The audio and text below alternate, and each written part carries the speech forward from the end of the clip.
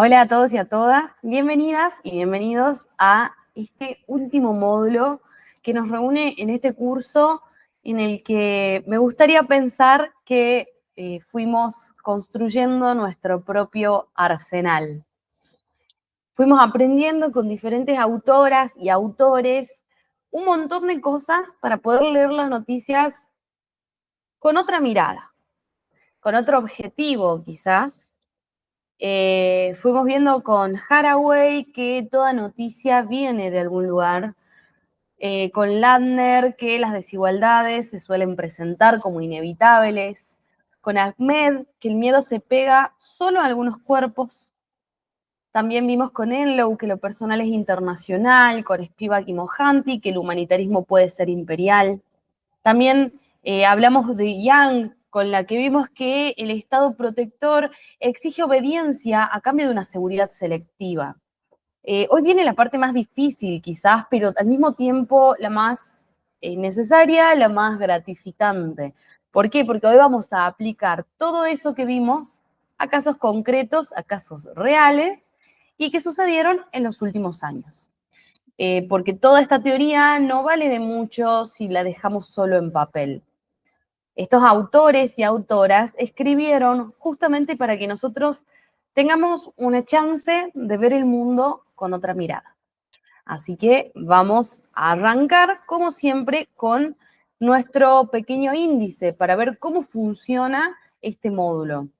Vamos a agarrar 4 casos que son, como ya dijimos, 4 noticias reales. Son 4 temas distintos que cubren los ejes centrales del curso.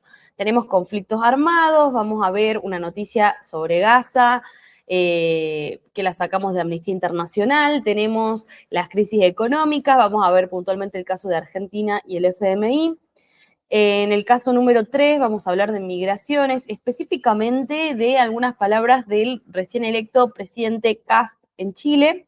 Y por último, vamos a hablar de política exterior o más precisamente de diplomacia, con algunos votos de la Argentina en la ONU. Así que con todo esto en mente, vamos a arrancar. Pero primero vamos a ver una pequeña advertencia, como hicimos con todos los módulos, porque sí es importante, ¿no? Que leer críticamente no es encontrar la verdad alternativa para reemplazar a la verdad hegemónica. Eso sería reproducir exactamente todo lo que venimos cuestionando desde el módulo 1, que sería esta pretensión de poseer una mirada que ve todo correctamente, ¿no? De forma correcta. El relativismo del que habla Haraway criticaba también a la izquierda. ¿Por qué? Porque la idea de que mi relato alternativo es la verdad real, mientras que el relato hegemónico es la mentira, también es una versión un poco parcializada de la historia. Entonces, nosotros venimos a proponer algo diferente, que es leer críticamente. Lo que hace la lectura crítica es diferente. ¿Por qué? Porque hace quizás mejores preguntas o hace preguntas, detecta ausencias, nombra lo que el relato oculta, identifica desde dónde se habla y qué intereses organiza ese lugar de enunciación. Una lectura crítica no es buscar certezas, es buscar mayor honestidad intelectual.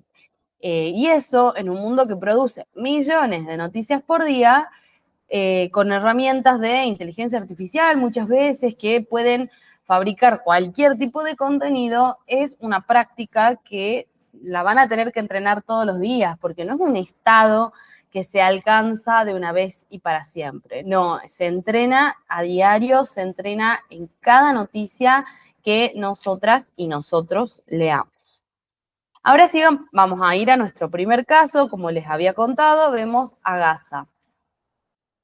La noticia que tenemos es un informe, en realidad, de Amnistía Internacional, publicado en marzo de 2026. Acá documenta el impacto del genocidio israelí sobre las mujeres y las niñas palestinas. Pero antes de entrar en análisis, sí quiero señalar algo sobre la fuente. Amnistía Internacional no es un medio periodístico hegemónico, no es un medio periodístico per se, es una organización de derechos humanos con una metodología de investigación propia, y eso hace que este caso sea interesante de analizar desde otro ángulo. ¿Qué hace bien esta nota que el periodismo hegemónico no? ¿Y qué sigue faltando incluso en los mejores análisis, ¿no? Porque traer todos casos en donde las notas son completamente hegemónicas y hacen todo mal, sería también un poco cuestionable y un poco vago. Tenemos que agarrar también, y esto lo vamos a retomar también en el caso número 2, creo, o el número 3, pero tenemos que también tomar a esos medios que nos gusta consumir porque sentimos que son más cercanos a nuestra visión del mundo. También tenemos que cuestionarlos y tenemos que aplicar todas estas herramientas para ver si se les escapó quizás algo o si lo hicieron bien. Bien, en este caso puntual, ¿qué dice la noticia? El informe documenta, como ya dije, el impacto del genocidio israelí sobre las mujeres y niñas palestinas con datos que son bastante precisos. Después de 29 meses de lo que Amnistía llama explícitamente un genocidio, que es el término que usa literalmente en su texto, y la elección de la palabra ya es política, hay 37.000 mujeres embarazadas y lactantes que sufren de malnutrición aguda. Faltan 46% de los medicamentos esenciales, incluyendo anestesia para partos y medicamentos para hemorragias postparto. No hay ningún hospital en Gaza que ofrezca radioterapia para las mujeres con cáncer actualmente, o para las personas con cáncer en general, ¿no? Y lo más importante metodológicamente es que Amnistía llega a entrevistar a 41 mujeres desplazadas y a 26 miembros del personal sanitario local. Y eso es muy valioso porque acá las mujeres palestinas tienen su propia voz. Vamos a nombrar primero lo que hace bien. Hace muchas cosas muy bien esta nota. Primero porque nombra al responsable. Habla del genocidio israelí. Eso no es lo que hace la mayoría del periodismo hegemónico, que trata de hablar de conflicto o hablar de enfrentamiento o hablar de una crisis humanitaria, como si una crisis hubiese aparecido de la nada. Acá nombra al genocidio, y nombrar al genocidio como genocidio es una decisión editorial y política que tiene sus consecuencias. ¿Por qué? Porque implica un responsable identificable, una violación del derecho internacional. En segundo lugar, podemos hablar de que le da voz directa a 41 mujeres palestinas. Eso rompe con el rol de la sad woman que habíamos descrito con Barlow. Estas mujeres no solo lloran, estas mujeres hablan, estas mujeres describen, estas mujeres denuncian. Una de ellas dice: yo caí en una depresión severa, el desplazamiento constante nos va quitando la vida de a poco. Eso no es solo sufrimiento, es análisis político desde el cuerpo. Tercero, les diría que nombra la temporalidad. ¿Por qué? Porque dice que llevan 29 meses en esta situación. Eso contradice directamente la amnesia histórica del periodismo hegemónico, que presenta cada escalada como si fuera un estallido sin historia detrás. De todos modos, sobre este punto vamos a ver algo a continuación. Y en último lugar, entre las cosas que yo te diría que hace muy bien esta nota, es que tiene fuentes locales con experticia técnica, ¿no? Porque aparte de hablar con 41 mujeres palestinas, también habla con personas, miembros del personal sanitario local. Que habla desde el territorio, que habla desde el conocimiento de lo que está pasando y de lo que están viviendo, y no desde una sala de conferencias en Ginebra. Ahora vamos a seguir con esto. Esto todavía no entra en la categoría cosas que hicieron mal, sino algo que es muy importante. La herramienta teórica más potente, o una de las herramientas más teóricas más potentes que vemos acá, es el caso de la biopolítica del hambre, que es un concepto que aplica el pensamiento de Foucault al contexto de Gaza, ¿no? Foucault define a la biopolítica como el ejercicio del poder sobre la vida de las poblaciones, que es la regulación, el control y la administración de quién vive y quién muere a escala masiva. La biopolítica del hambre es una aplicación específica porque es el uso deliberado del hambre y de la destrucción de sistemas de salud como instrumento de control y de exterminio. ¿Por qué importa nombrar esto de esta manera? Porque cambia completamente el análisis. Si decimos crisis humanitaria o escasez de alimentos, estamos usando el lenguaje de la naturalización del hambre, algo que ocurrió que es lamentable pero que no tiene un autor claro. Si decimos biopolítica del hambre, estamos nombrando una política deliberada con responsables claramente identificables.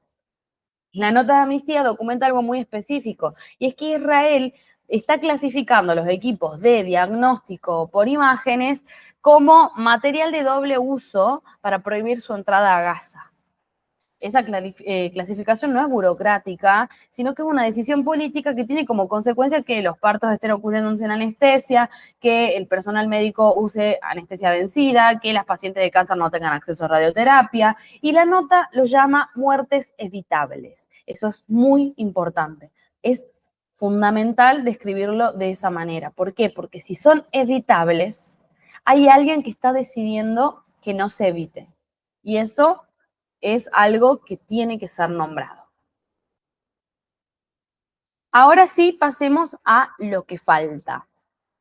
Porque incluso en este informe, que hace muchas cosas bien, como acabamos de ver, hay ausencias significativas que sí tenemos que identificar. La más importante es la amnesia histórica. El informe documenta el presente con una precisión quirúrgica, pero no contextualiza las causas históricas. ¿Sí? No está mencionando los 75 años de ocupación israelí de Palestina. No menciona el bloqueo de Gaza, que lleva 17 años y que ya había producido una crisis humanitaria grave antes del 7 de octubre del 23. No está mencionando la responsabilidad de las potencias occidentales, especialmente de Estados Unidos, en el financiamiento, en el armamento y en el blindaje diplomático de Israel durante décadas. Y sin todo ese contexto, el genocidio aparece como un evento que empezó en octubre de 2023. Con ese contexto aparece como la culminación de un proceso de décadas de colonización, de desposesión y de complicidad imperial. Esa diferencia no es académica simplemente, tiene consecuencias políticas concretas sobre qué soluciones se consideran posibles en este escenario en el que nos encontramos. Y también falta la voz de mujeres palestinas que estén funcionando como sujetos plenos con agenda soberana, ¿no? El informe las cita como víctimas y como sobrevivientes, y eso está perfecto y les da una voz, pero también hay organizaciones feministas palestinas que siguen funcionando y que tienen su propio análisis de la situación y que tienen propuestas concretas sobre el futuro de Palestina, que hacen críticas incluso al movimiento de solidaridad internacional, y eso no es nombrado en esta nota. Esas voces no están en este informe. Entonces, señalar esto, quiero que lo entiendan, que no estoy intentando deslegitimar este informe, que está muy bien y que es muy apropiado y que es muy correcto, sino que estamos aplicando o intentando aplicar la honestidad intelectual de Haraway, que es reconocer los límites situados de toda producción de conocimiento, incluso las que estén de nuestro lado, ¿no? No porque estén de nuestro lado hay que evitar criticarlas. Para seguir pensando, les dejo todo este montón de preguntas. No hay una respuesta correcta. Tienen respuestas más o menos honestas con el poder, ¿no? Quiero que piensen. ¿Qué cambia en tu lectura cuando decís biopolítica del hambre en lugar de crisis humanitaria? Esto no es un juego de palabras, ¿no? Es un cambio de marco que tiene consecuencias políticas. En el primer caso tenemos responsables y en el segundo caso tenemos una tragedia sin un autor claro. Otra pregunta es si podés identificar qué preguntas no se hacen en este informe y quiénes son los actores que no aparecen nombrados con la responsabilidad explícita. Y por último, capaz que es la más difícil o capaz que no les cuesta para nada, ¿cómo narrarían ustedes esta misma historia si el centro del relato fuera la agencia de las organizaciones de mujeres palestinas, esas que están operando, organizando, resistiendo, en lugar del colapso sanitario y el sufrimiento? ¿Qué cambiaría en el efecto político concreto que genera esta nota? Quiero que piensen en las preguntas y si se animan y si tienen ganas, las pueden poner en comentarios en el módulo. Así, entre todas y todos podemos seguir creciendo y seguir aplicando un poco todo esto que venimos viendo. El segundo caso son las crisis económicas. Vemos un caso muy puntual que es FMI y Argentina. Yo creo que no solo los argentinos, sino probablemente todos nuestros países hermanos también saben de nuestra situación con el FMI, ¿no? Acá no vamos a analizar una nota del periodismo hegemónico, sino una nota alternativa, que es LatFem, es un medio feminista latinoamericano, que sí aplica una perspectiva de género al análisis económico. La pregunta no es acá qué falla en esta nota, sino qué hace que no existe en los medios hegemónicos. Y qué sigue faltando incluso en el mejor periodismo feminista que podemos encontrar. Esta nota es escrita por Sol Prieto, que es investigadora y es exdirectora nacional de Economía, Igualdad y Género. Y eso ya es relevante porque hay una mujer con una experticia técnica en política económica que analiza las consecuencias de un acuerdo con el FMI. Recordemos que, según los datos que nosotros habíamos visto antes, esto representa solo 1 de cada 4 fuentes expertas. Así que acá tenemos uno de esos 4. ¿Qué dice esta nota? Bueno, Sol Prieto documenta con bastante precisión técnica el impacto de género del acuerdo del FMI de 2025.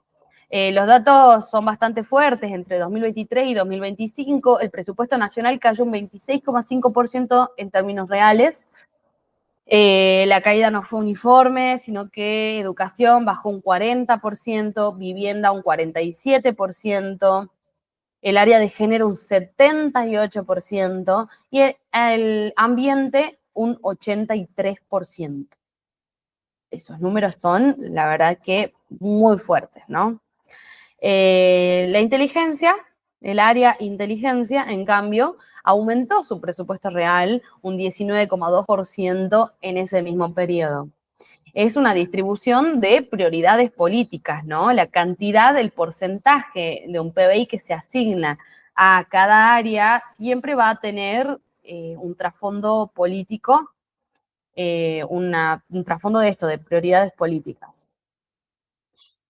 Y el análisis más potente que hace la nota es plantear un dilema estructural, que es que si Argentina cumple las metas del FMI, el ajuste cae sobre los servicios públicos y sobre programas sociales, aumentando la carga de los cuidados no remunerados sobre cuerpos de las mujeres.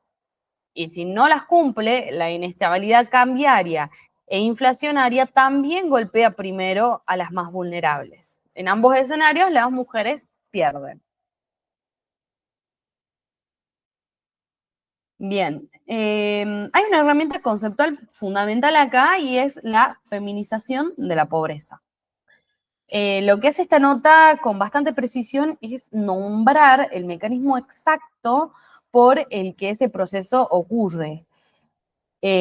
Cuando el Estado recorta el presupuesto de salud, de educación, de cuidados, ese trabajo no desaparece, sino que se privatiza, pero no en el sentido de que una empresa privada lo compra, sino que se transfiere a los hogares.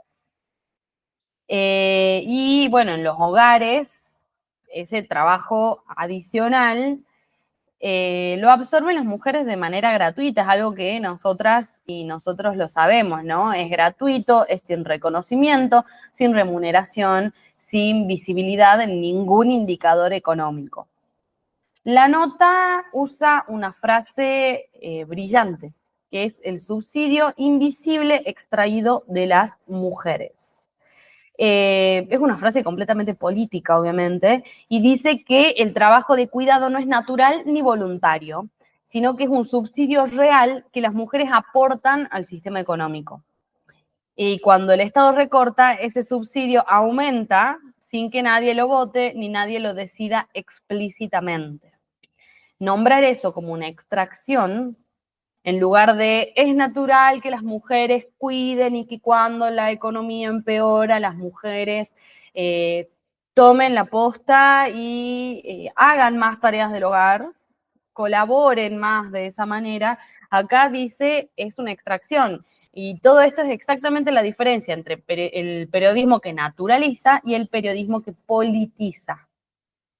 Lerner diría que esta nota de la ADFEM viene a desnaturalizar lo que el periodismo hegemónico presenta como inevitable, ¿no? Porque todas estas notas que hablan sobre el acuerdo del FMI siempre dicen el acuerdo y el ajuste son inevitables.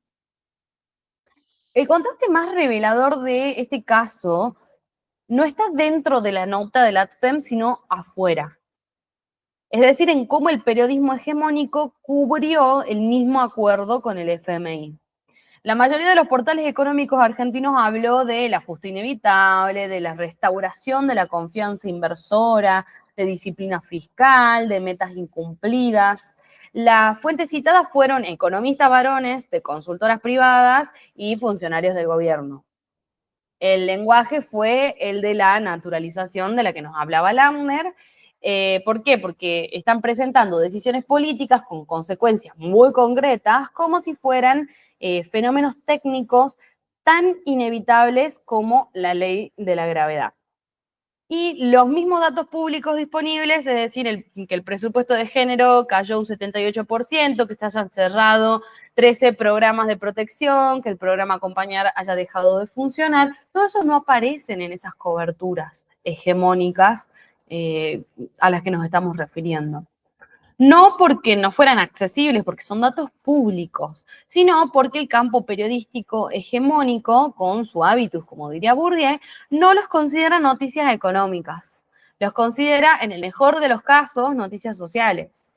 La separación entre economía y moral que describía Lerner está en plena acción en ese tipo de notas. Es el mismo acuerdo, en definitiva, los mismos datos públicamente disponibles, pero dos mundos periodísticos completamente distintos. Acá vamos a aplicar el mismo rigor crítico que venimos aplicando, porque el análisis crítico no es un privilegio que se aplica solo al enemigo, sino que se aplica a todos los textos, incluyendo a los que están de nuestro lado. Veamos las ausencias.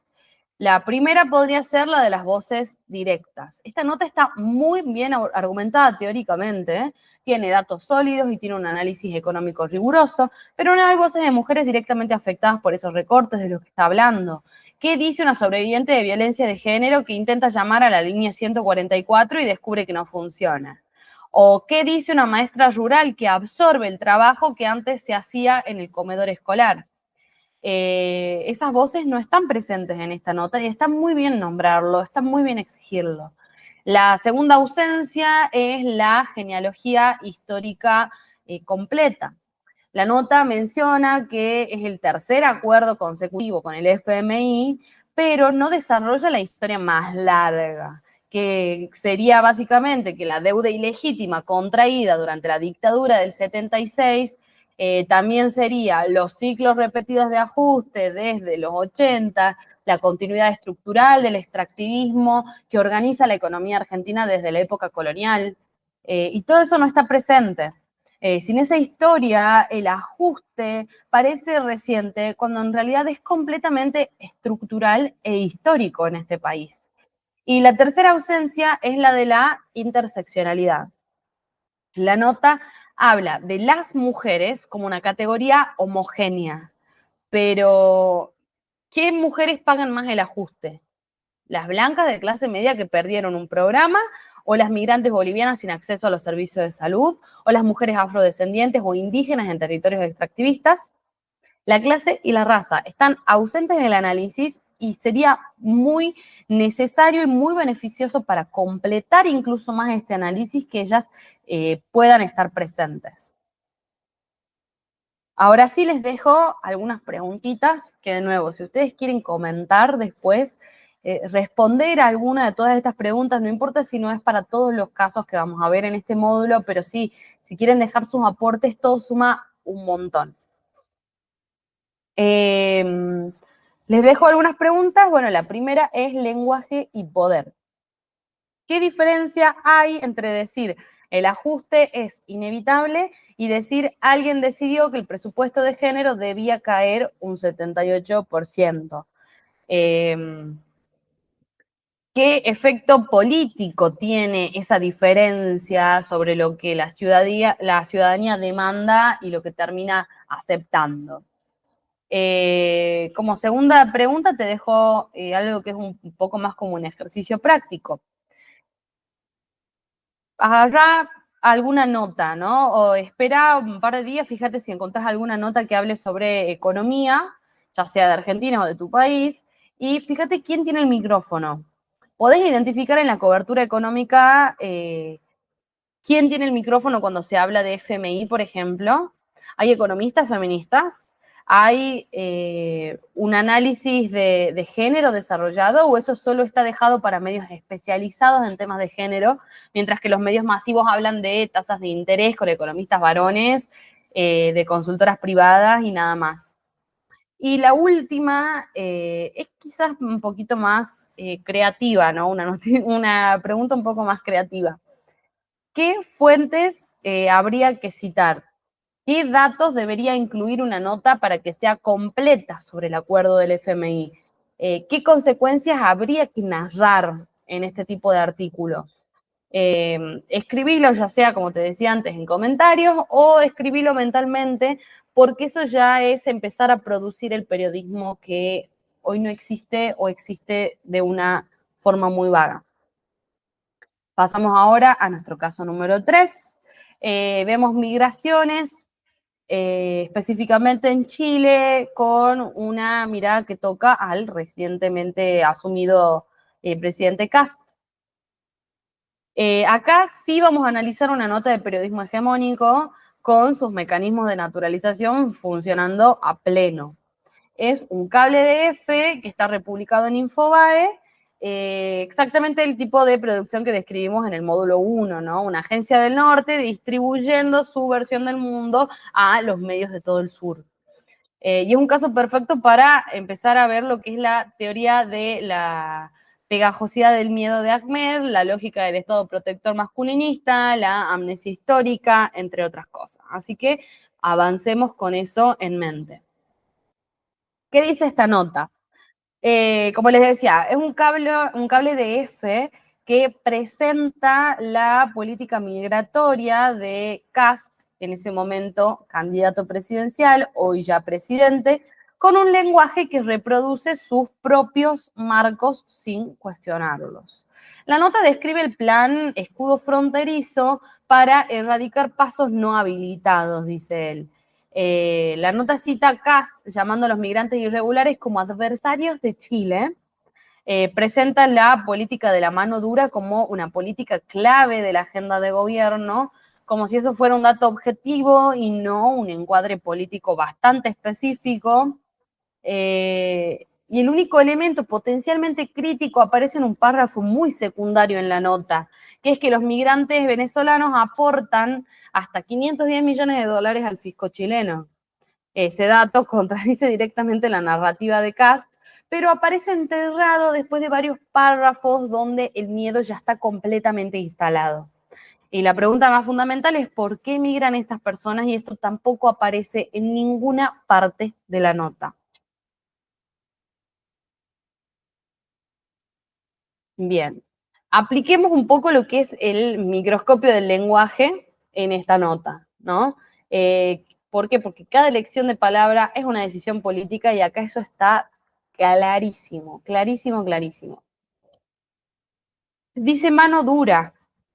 Esa frase naturaliza la violencia estatal, claramente, presentándola como una solución técnica neutral, como si ser duro fuera simplemente eficiente en lugar de una opción política que implica violencia sobre cuerpos específicos. Es el estado protector de Yang usando, perdón, el lenguaje de la eficiencia para justificar la dominación. Habla de un escudo fronterizo, que es la metáfora militar que activa directamente la lógica de Ahmed y también la lógica de Yang. ¿Por qué? Porque feminiza a la nación como un cuerpo vulnerable que debe endurecerse frente a la invasión. Un escudo protege un cuerpo frágil de una amenaza externa. ¿Y quién es el cuerpo? Es la nación chilena de bien. ¿Y quién es la amenaza? Los migrantes. También habla de los adversarios de Chile, esta es la más explícita de todas, porque Kast convierte a los migrantes irregulares en enemigos antes de que ellos hayan hecho nada. La pegajosidad acá ya está completa porque el cuerpo migrante pasa a ser amenaza y por lo tanto se convierte en adversario. Y otra que no me entró en la diapositiva, pero que también está buena, es la de la supuesta invasión. La nota pone supuesta, tomando un poco de distancia del discurso de Kast, pero la palabra invasión circula igual, ¿no? Ahmed diría que la distancia enunciativa no cancela la pegajosidad. ¿Por qué? Porque la emoción ya se deslizó de migración a invasión antes de que el lector pueda procesar la palabra supuesta.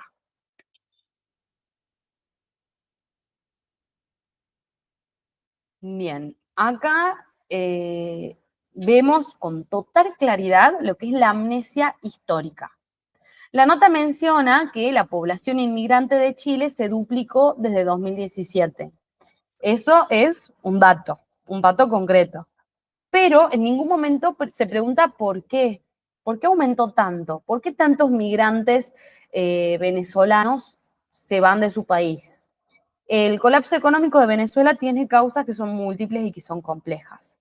Pero entre esas causas están las sanciones económicas impuestas por Estados Unidos y la Unión Europea, que son los nombrados, las mismas potencias que luego presentan programas de ayuda humanitaria a los refugiados venezolanos. Es el patrón del humanitarismo imperial que vimos con Spivak, que es esto de que crean las condiciones que producen una crisis y después aparecen como los salvadores. Sin esa genealogía, los migrantes venezolanos aparecen como un problema que surge de la nada, como si ellos fuesen simplemente criminales que llegan de manera ilegal y por lo tanto son criminales a un país, como si fuese un estallido migratorio que no tiene causas concretas. Con esa genealogía hay responsabilidades que se vuelven visibles y hay conversaciones políticas posibles sobre qué le deben las potencias a las personas que sus propias políticas desplazaron. Y la pregunta de Enlaw sigue siendo acá fundamental. ¿Dónde están las mujeres migrantes en esta nota? No menciona en ningún momento que las mujeres representan casi la mitad de los flujos migratorios de Venezuela hacia Chile, ni tampoco que muchas migran solas con sus hijos, ni que las políticas de mano dura las exponen a una mayor vulnerabilidad, porque sin documentación ellas no pueden denunciar violencia y no pueden acceder a servicios de salud. Todo eso son ausencias que tenemos que nombrar. 3 preguntas para seguir pensando en todo lo que acabamos de ver en esta última nota. La primera es un ejercicio de microscopio del lenguaje. Contá cuántas metáforas corporales o de amenaza aparecen en esta nota. Palabras como escudo, como mano dura, como invasión, como adversarios, como presión migratoria. ¿Cuántas de esas palabras hay? ¿Qué efecto acumulado produce esa densidad de metáforas bélicas en quien lee, aunque sea rápido la nota? La segunda es una pregunta sobre fuentes ausentes. ¿Cuántas, o mejor dicho, a quién habría que citar en esta nota que no está presente? ¿Qué organizaciones de migrantes venezolanos en Chile podríamos haber citado? Investigadoras en migración y género o personal de la salud que trabaja con mujeres migrantes, las propias mujeres migrantes quizás. Y la tercera pregunta que me gustaría hacerte, invierte el sujeto de la nota. ¿Cómo cambiaría el análisis si en lugar de narrar la política de Kast, narramos la experiencia de las mujeres venezolanas que esa política afecta? No sería la misma nota, sería un mundo completamente diferente. Así que te invito a que pienses en esas preguntas y de nuevo, si te animás, si querés, si tenés ganas, la podés comentar.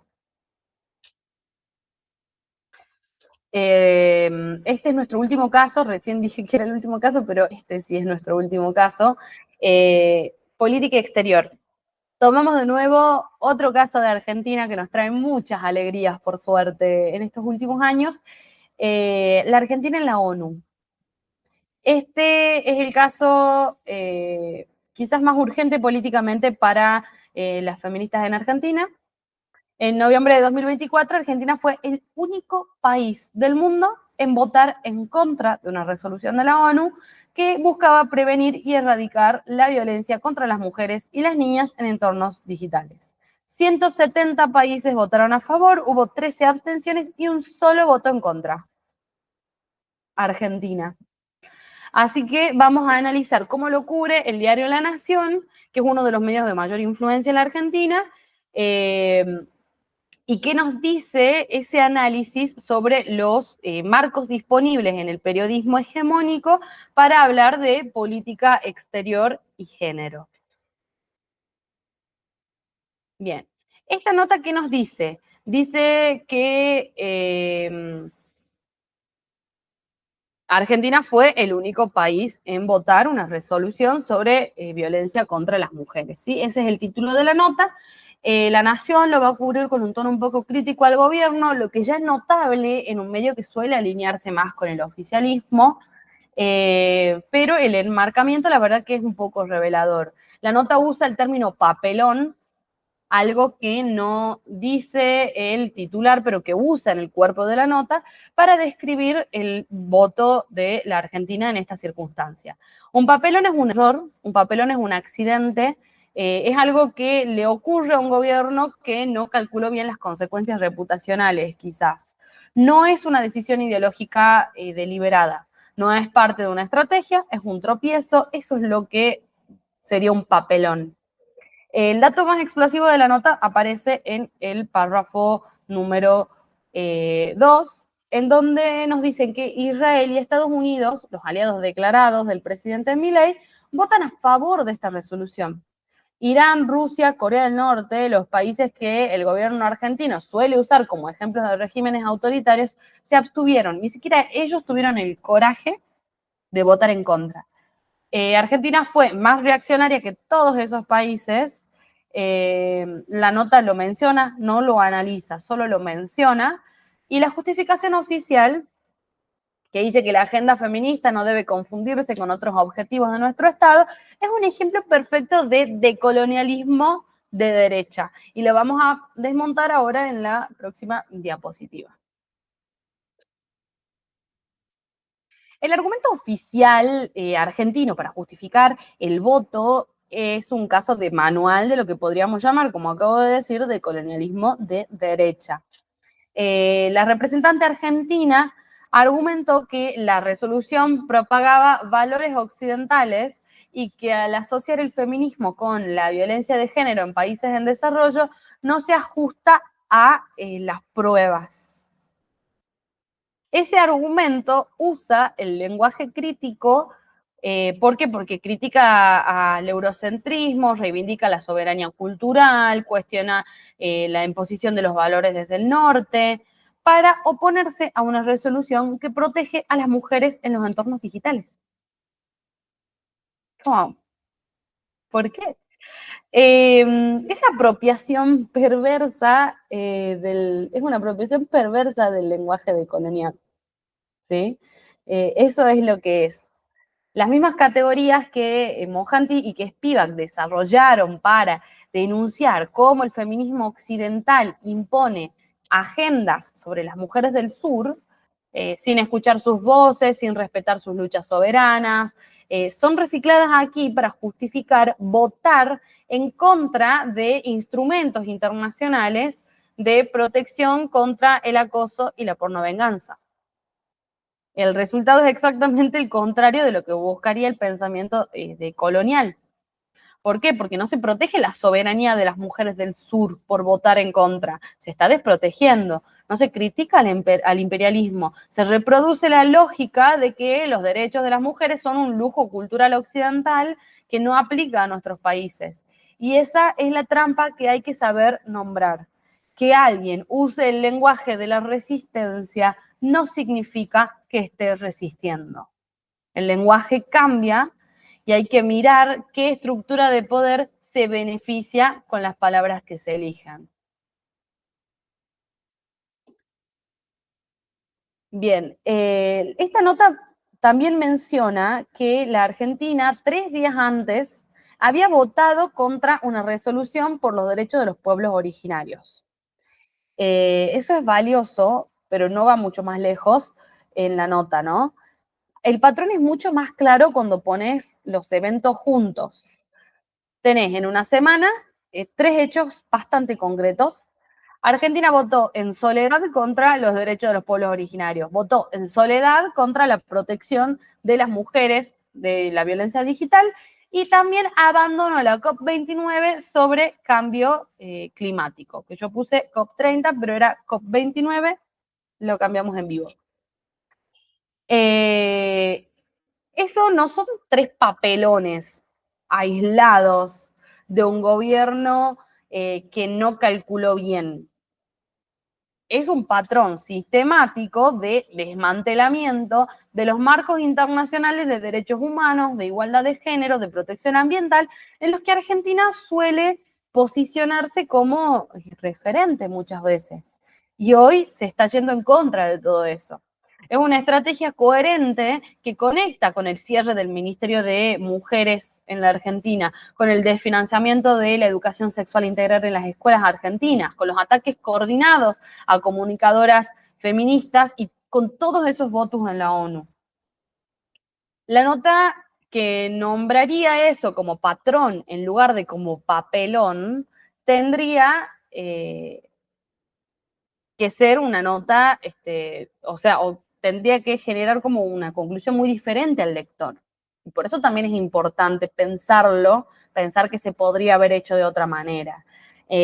Tendría que conectar la política exterior con política doméstica, lo cual es clave en cualquier análisis de política exterior. Tendría que nombrar la arquitectura ideológica que usa esas decisiones. Tendría que preguntarse sobre todo qué consecuencias concretas tiene para las mujeres argentinas que su propio Estado vote contra los instrumentos internacionales que buscan protegerlas de la violencia, en este caso digital. La audiocracia como política exterior. Este es un término de Luciana Pecker, que ya lo vimos, lo retomamos ahora. Lo describe como el sistema donde la violencia digital organiza, digamos, la disciplina hacia las voces críticas, ¿no? Busca disciplinar a las voces críticas, que suelen ser las periodistas feministas, las activistas, las comunicadoras. El voto argentino en la ONU es la traducción diplomática de toda esa lógica odiocrática. Si la odiocracia opera en redes atacando a quienes defienden los derechos de las mujeres y disidencias, los derechos ambientales incluso en otros casos y demás, la política exterior está operando acá en la Asamblea General de la ONU puntualmente, bloqueando los instrumentos internacionales que podrían protegerlas de esa odiocracia. no son dos fenómenos separados, sino dos dimensiones de un mismo sistema que está operando, que operan ambas dimensiones de forma coordinada. El mismo gobierno que usa las redes para hostigar a periodistas feministas, que justamente de lo que Pecker habla en su libro, vota en la ONU contra una resolución que protege a las mujeres del acoso digital.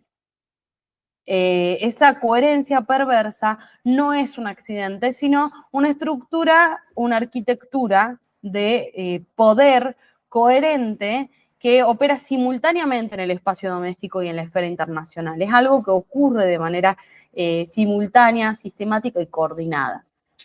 Y la nota de la Nación no llega a hacer esa conexión. Es decir, sí, quiso criticar un poco al gobierno, pero no hizo ese pequeño gran paso extra. No conecta el voto de la ONU con el hostigamiento digital sistemático a las voces críticas dentro de la Argentina, lo cual hubiese sido muy valioso. No pregunta qué consecuencias tiene para las mujeres argentinas que viven ese hostigamiento, que su Estado vote contra los instrumentos que podrían protegerlas. Esa desconexión es la ignorancia sancionada de Spivak en funcionamiento. No es que el periodista no sepa, sino que el campo periodístico hegemónico no tiene las herramientas conceptuales o no quiere usar las herramientas conceptuales para conectar la política exterior con la violencia cotidiana de género. Llegamos a las 3 preguntas finales de este módulo. La primera es sobre el análisis de política exterior. ¿Cómo distinguís entre un gobierno que vota en contra de una resolución por genuinas razones de soberanía cultural y uno que lo hace como parte de una agenda antiderechos o por razones ideológicas? La respuesta no va a ser obvia, eso quiero dejarlo claro, sino que hay que analizar el conjunto de las políticas, el historial de las votaciones, las alianzas internacionales y las consecuencias domésticas para las mujeres de las decisiones y las acciones y las no decisiones que un gobierno toma. La segunda pregunta es un ejercicio de monitoreo. Te invito a rastrear una cobertura mediática argentina o de cualquier país, ¿no? ¿Qué medios conectaron ese voto con la violencia digital cotidiana sobre las mujeres y cuáles lo trataron como un asunto diplomático? Muy seguramente esta noticia no solo circuló en Argentina, sino que debe haber sido mundial ese voto en contra. ¿Cómo se lo trató al tema? ¿Cómo se abordó en las noticias en sus países? Sería muy interesante que lo comenten. Y por último, es una pregunta más integradora para este curso, ¿no? Podés ver el cierre del Ministerio de las Mujeres, el de financiamiento de la educación sexual integral, los ataques a las feministas activistas, el voto en la ONU, el silencio mediático sobre la caída del presupuesto de género y la cobertura que naturaliza el ajuste como partes todas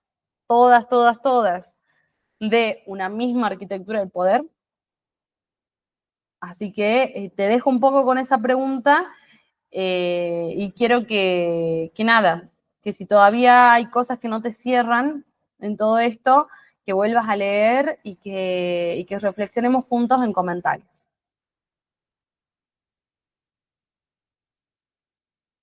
Cerremos el módulo con algo que me parece que es un poco fundamental. Estos 4 casos no son noticias separadas, sino que son 4 manifestaciones del mismo sistema de poder. El genocidio en Gaza, el ajuste con el FMI en Argentina, la política migratoria de Kast, el voto argentino en la ONU, son todos fenómenos que ocurren en distintas latitudes, con actores distintos, en contextos distintos, pero que terminan respondiendo a una misma lógica, que es la jerarquía colonial que decide qué cuerpos tienen derechos, que decide qué vidas merecen protección y qué vidas tienen autoridad para hablar.